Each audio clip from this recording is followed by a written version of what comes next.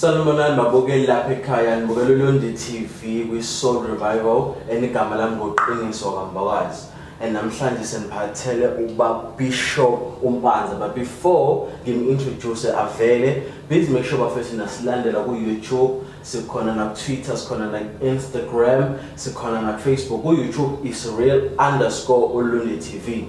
Namhlanje ngizo-introduce guest yethu uba Bishop Mpanza. Njani bhuti wami? I'm very well. Ngiyaphila.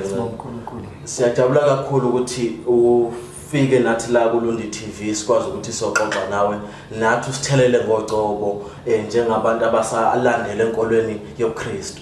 Yes, it's by grace we are living. Musa kaNkulunkulu. Yeah. Yes. Mhlambe nje ake ngiqale nje ngibuza umbuzo general. Mhlambe bonke abantu abathanda ukwazi ukuthi uBishop Mpanza ubani, usukaphi? Bishop Mpanza, it's the founder and leader, general overseer of Kingdom of God Ministries International, okay, which is based on Mashona, White City, okay, Mpanza. I am also a gospel artist, okay, Mashona, and I'm still there. It's by grace of the Lord. Okay. But another question it's very rare ukuthi sithola abantu which abakwi stage sokuba kwi youth and then besebelandela inkolo yoKristu, and futhi ku very rare ukuthi sithola abantu abakwi youth and manje njengoba manje siyakubona ngathi usewumuntu omusha kodwa uyaleader nawe umuntu omphambili enkolweni yoKristu. Ngifisa ukwazi ukuthi kwakufica kanjani ngoba abantu mhlambe esingasho ukuthi ngokweminyaka basezingeni lakho bayiphilela nje impilo yobumnandi. Mangithi impilo yobumnandi ke kodwa engayithinta impilo yokusonda. Mhlambe ngifisa ukwazi ukuthi wena kwenzeka kanjani ukuthi ugcine usungene enkolweni yoKristu ugcine futhi usubishop?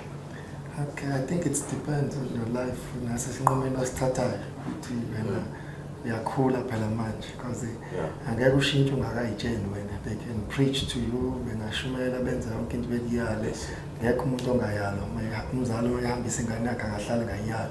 Then it's going to be depending on you ukuthi wena lapho yakhona isiphi isinqumo osithathayo. But kusekutheni ukuthi nami ngayitsheni ukuthi I'm tired of living this life now.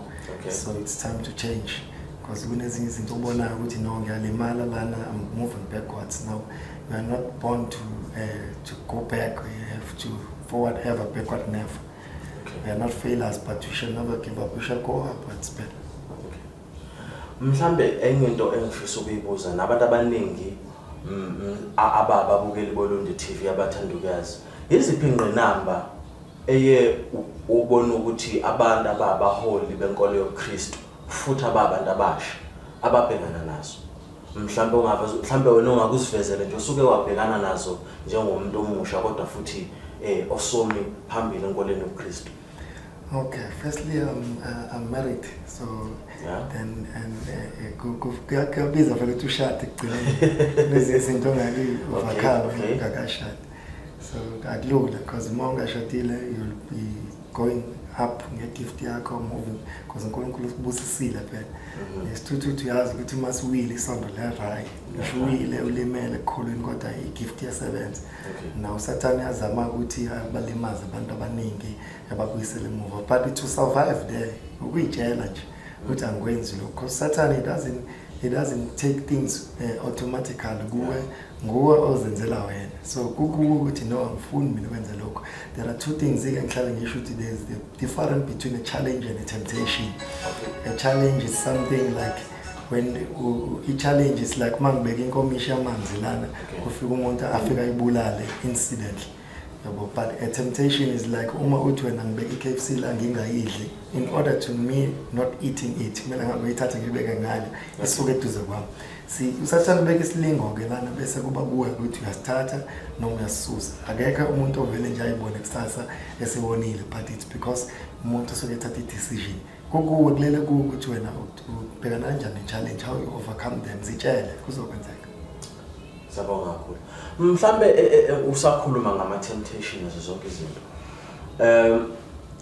Ngithanda ukubuza lo mbuzo ngoba isikhathi esiningi mase sesibone enkolweni zoKristu siyathola nalolu daba lokuthi mhlambe indlela yokugqoka kanjani mawukholwa zonke lezo zinto.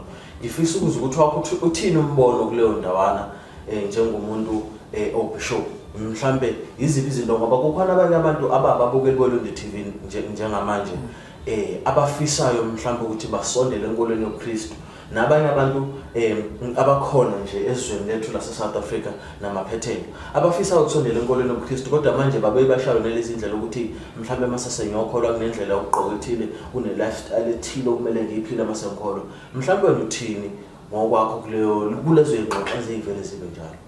Okay, upon that ngicabanga ukuthi kudinga kahle abantu befundiswe because you can't change ngaphandle kokufundisa kumele into uyifunde bese uyayazi. iBhayibheli ke manje ngikhotha in the book of Corinthians lithi iBhayibheli imizimba yethu ilithempeli likaNkulunkulu. So if your body is the temple of God, you have to respect the temple of God. For instance, physically nje ibandla bayakorobha abantu clean abaliphatha kahle, it's always clean. So when the Bible takes it to a physical thing, to a spiritual thing, or also a physical body, kumele nakhona actors benza lapha, you have to clean yourself. You have to clean yourself and ingeke ibandla uthande na ukhonzela endaweni edabukile ewile ngenamakhethini. So it's the same thing people are doing. But if we are wise, we're full of wisdom, we have to understand ukuthi lento iyafana nebandla umzimba. Ugqokise now, thwala iduku, ugqoke kahle ufihle. Ungayenzi phela ngendlela yama 60s 70s but nowadays kodwa ufihle umzimba kaNkulunkulu because if like I'm a pastor ngizoze ngigqoke isikhindi nevest, will you listen to my preaching?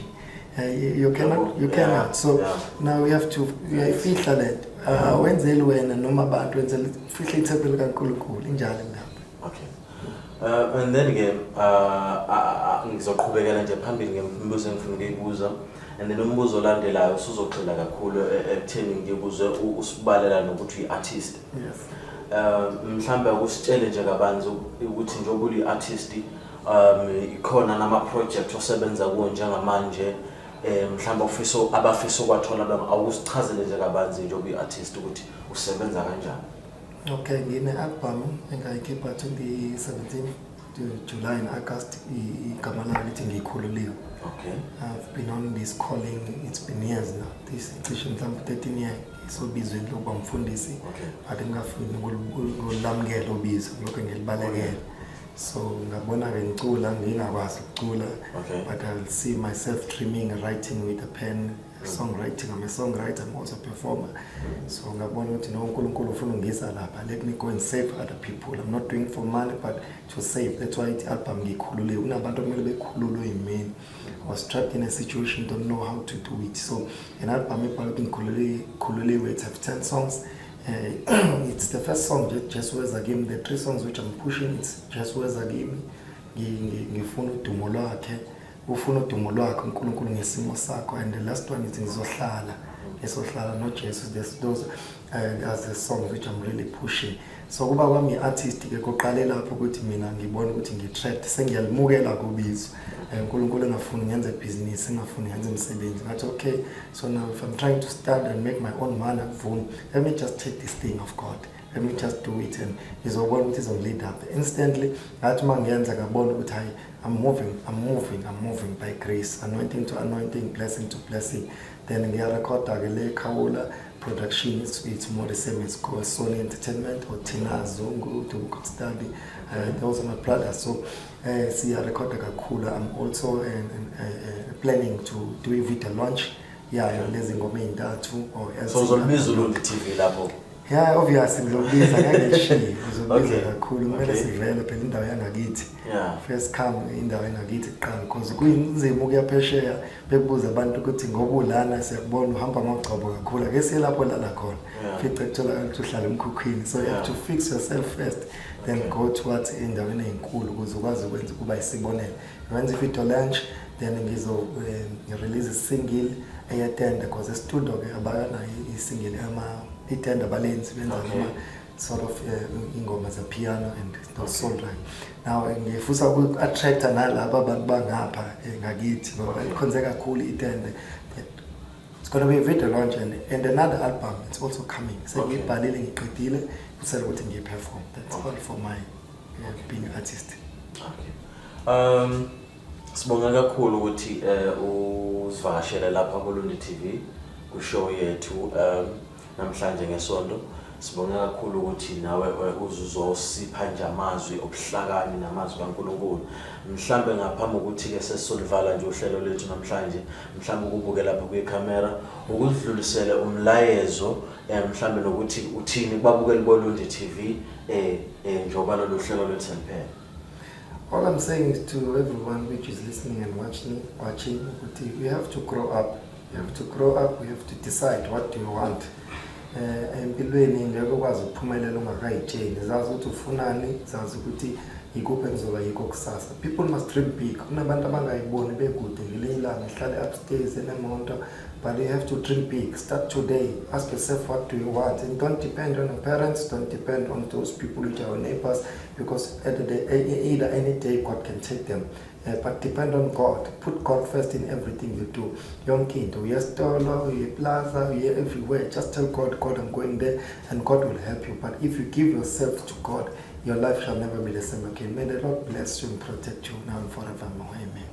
Senizwileke lapho babukeli boLundi TV besisohlelweni lethu lolithanda kakhulu lwangesonto, bafethu ngicela nenze isiqiniseko sokuthi niya subscribe ku YouTube channel yethu @real_uLundi TV, ku Facebook search uLundi TV, ku Instagram uLundi TV, na Twitter uLundi TV. Igama lami nguQiniso Mbokazi, osuka khona na ile mashona lo nomkhaya wami, uphinde futhi abi spiritual father sami. So siyajabula kakhulu ukuthi sibe naye kakhulu kuhlelo lwethu. Siyabonga.